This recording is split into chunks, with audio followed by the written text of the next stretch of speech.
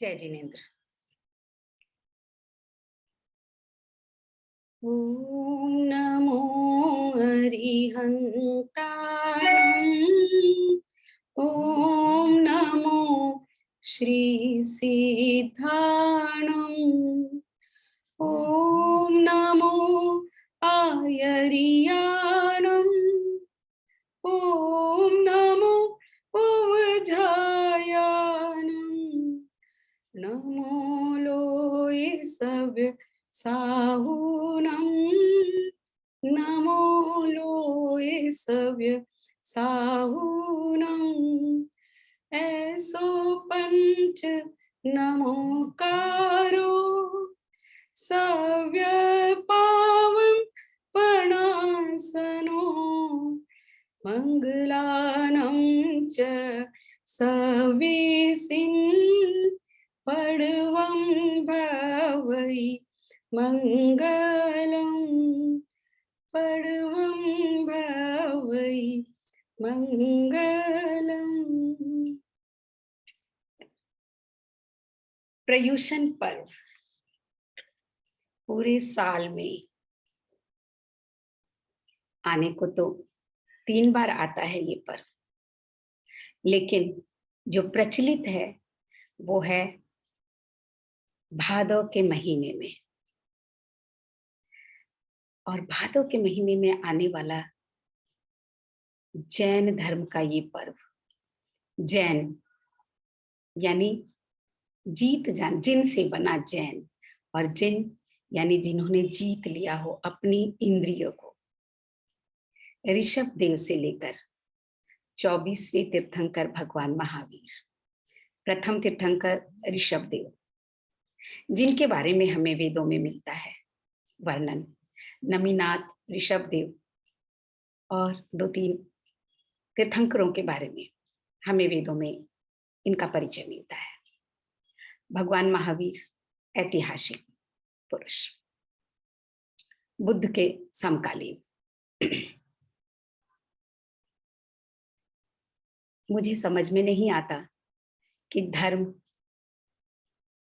आखिर है क्या, क्यों है। और फिर जैन धर्म की बात करें, बचपन से ही गहरे में सोचने की आदत रही है, लेकिन आज धर्म के विषय में नहीं, आज प्रयुषन पर्व के विषय में बात करने का मन है। प्रयुषन पर्व हर साल हम करते हैं। क्यों करते हैं? क्या होता है प्रयुषन पर्व? क्या होता है 10 लक्षण? अभी बहुत बहुत पुरानी बात नहीं है, लेकिन जैन धर्म की 2 शाखाएं बन गई, श्वेतांबर और दिगंबर। और इन 2 शाखाओं में ये प्रयुषन पर्व जब किया जाता है तो श्वेतांबर के प्रयुषन पर्व गणेश चौथ के दिन उनका अंतिम दिवस होता है, और दिगंबर परंपरा में गणेश चौथ के दिन उसका शुभारंभ होता है और अनंत चतुर्दशी के दिन उसका समापन। तो इसमें उपवास होते हैं, ये तो हम सब जानते हैं, आप भी जानते हैं। लेकिन उपवास का वास्तव में किसी भी धर्म में उपवास शब्द का अर्थ क्या होता है? उपवास, उप यानी निकट, वास का मतलब रहना, अपने निकट रहना। लेकिन क्या हम उपवासों में अपने निकट रहते हैं? और मैं इस उपवास की बात प्रयुषन पर्व से क्यों जोड़ रही हूं? बचपन से इस 10 लक्षण पर्व को करती आई हूं, और उसका जो आनंद है वो अपने आप में, मैं कहूं, आनंद का अतिरेक है। क्यों है? आज 10 लक्षण पर्व का पहला दिन, गणेश चतुर्थी का दिन। और गणेश चतुर्थी के दिन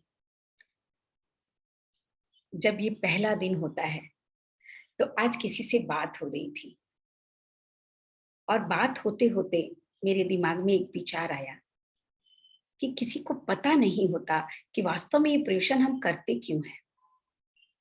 बहुत अच्छा लगा, डॉक्टर मृदुल कीर्ति जी से बात हो रही थी तो उन्होंने जब पूछा मुझसे और जब मैंने उनको बताया, तो उन्होंने एक पंक्ति कही कि इसका अर्थ ये हुआ कि प्रयूषण का अर्थ है मन के प्रदूषण को दूर करना। बहुत सुंदर लगी ये बात, वास्तव में यही सच भी है। और ये सच किस तरह है, उसके लिए सिर्फ 5 मिनट आपका लूंगी। प्रयूषण में हम जिस 10 लक्षण भी कहते हैं इसको, तो हमारी आत्मा के 10 सद्गुण होते हैं, और संसार में रहते हुए हम भूल जाते हैं हम अपने उन गुणों को, और ये प्रयूषण पर्व हमें याद दिलाता है हमारे उन गुणों की। अगर जिसको हम गृहस्थ होते हुए भी, संसार में होते हुए भी अगर अपनाएं, तो जीवन बड़ा सरल हो जाता है। और इसीलिए मुझे हमेशा लगता है कि जैन धर्म जीवन जीने की एक कला है।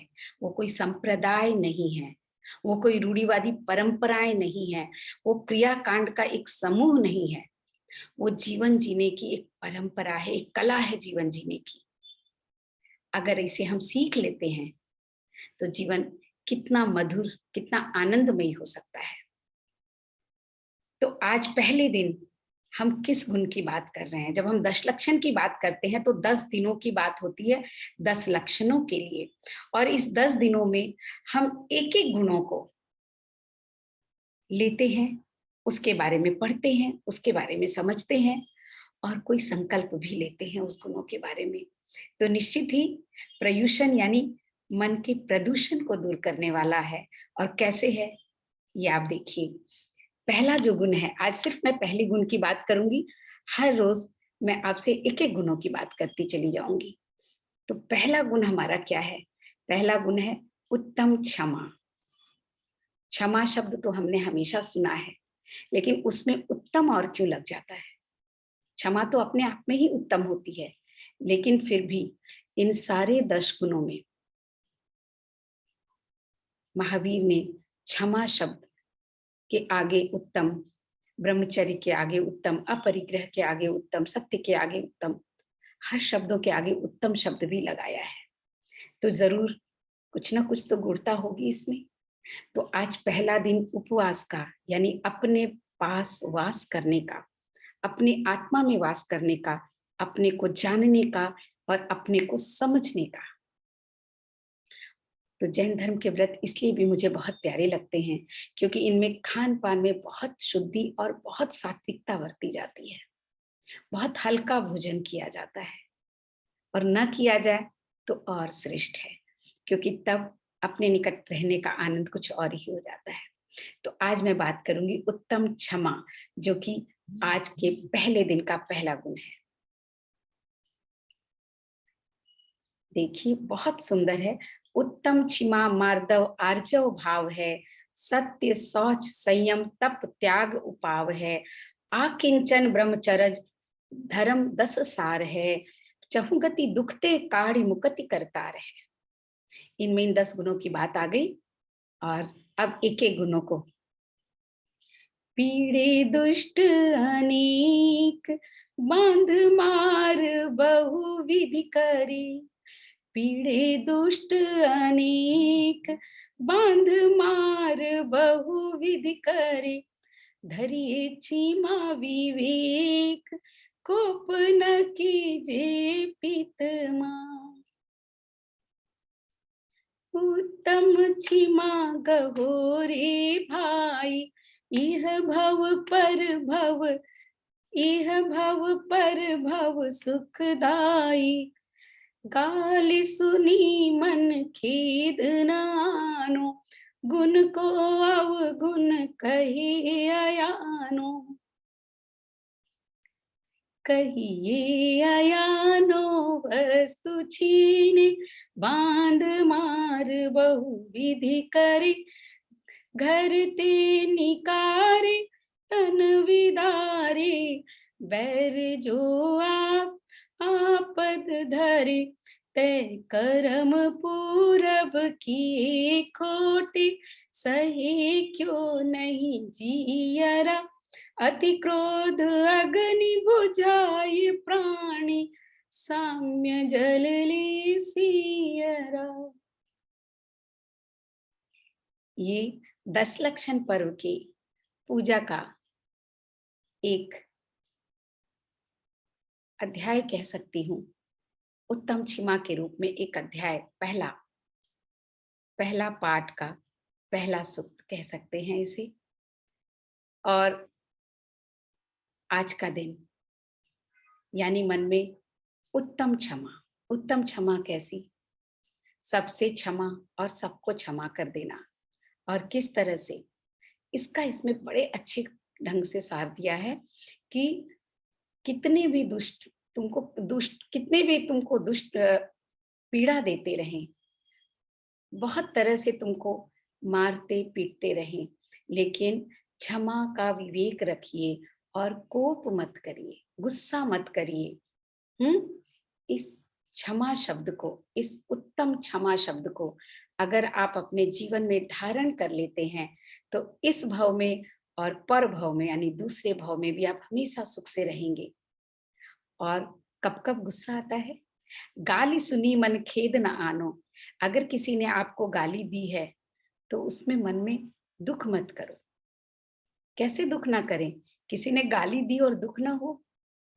किसी ने गाली दी, किसी ने आपको कुछ दिया और आपने लिया ही नहीं, तो आप तक तो पहुंचेगा नहीं, तो क्या होगा? वो उसी तक रह जाएगा। जिसने गाली दी है उसने अपनी जबान गंदी की है, उसने जो कहा है वो अपने मुख से कहा है, ये उसके अपने विचार हैं। आपके लिए हैं या किसी के लिए भी उसके अपने विचार हैं। क्यों हमें उसके बारे में सोचना है? क्यों हमें उसके बारे में दर्द भोगना है? क्यों उसे ग्रहण ही करना है? ग्रहण करते हैं तभी तो दुख होता है। बल्कि वो तो दया का पात्र है, वो क्षमा का पात्र है कि वो आपको नहीं जानता। वो क्षमा का पात्र है कि उसे नहीं पता कि वो जिस क्रोध के कारण गाली दे रहा है वह क्रोध उसका ही नुकसान करने वाला है, आपका नहीं करने वाला। आपके आपकी आत्मा पर कोई भी निशान नहीं डाल सकता वो। तो वो अपनी आत्मा को मलिन कर रहा है, अपनी आत्मा पर एक नकारात्मक ऊर्जा की परत डाल रहा है। तो वो तो गुस्से का भागीदार है? नहीं, वो तो क्षमा का भागीदार है, वो तो दया का भागीदार है। और कही है अयानो वस्तु छीने, बांध मार बहुविधि करे, घर ते निकारे तन विदारे, बैर जो तो तहां डरे। अगर कोई आपकी वस्तु को छीन लेता है, अगर कोई आपको बहुत दुख देता है, अगर कोई आपको अपने घर से निकाल देता है, तो कैसे क्षमा करेंगे उसको? ये तो कोई क्षमा करने वाली बात है क्या? नहीं। यहाँ पर भी महावीर कहते हैं कि ते कर्म पूरब किए खोटे, सही क्यों नहीं जियरा, अति क्रोध अग्नि बुझाए प्राणी, साम्य जल ले सियरा। तो उस समय तुम्हें ये विचार करना है कि तुमने पूर्व जन्म में खोटे कर्म किए, कोई बुरे कर्म किए थे, तो आज उसका फल तुम्हें मिल रहा है। जब आज उसका फल मिल रहा है तो इस साम्य भाव से इस फल को ग्रहण करो। ये तुम्हारे पूर्व जन्म का कर्म है। अपनी क्रोध की, जब आपको इस बात पर क्रोध आए तो इस क्रोध की अग्नि को समता रूपी जल से बुझाकर नष्ट कर दो। और जब मन में समता आएगी, जब मन में ये ख्याल आएगा कि सामने वाला तो सिर्फ निमित्त मात्र है, ये हमारे ही कर्मों का फल है कि हम दुखी हैं आज, दुख देने वाला कोई होता ही कौन है, वो तो सिर्फ माध्यम बनता है, हमारे कर्मों का परिणाम होता है। जब ये विचार मन में आ जाता है तो क्रोध पर समता की अग्नि, क्रोध रूपी अग्नि पर समता का जल पड़ जाता है। और यह विचार हमारी आत्मा के प्रदूषण को दूर करने के लिए, ये पहला प्रयूषण का दिन है, उत्तम क्षमा। और अब आप समझ गए होंगे कि इसे क्षमा के साथ भी उत्तम शब्द क्यों लगा है। तो आज बस इतना ही। जय जिनेन्द्र।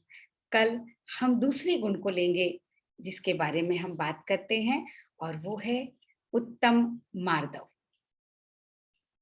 फिर मिलेंगे अगले एपिसोड में आप ही के साथ। धन्यवाद।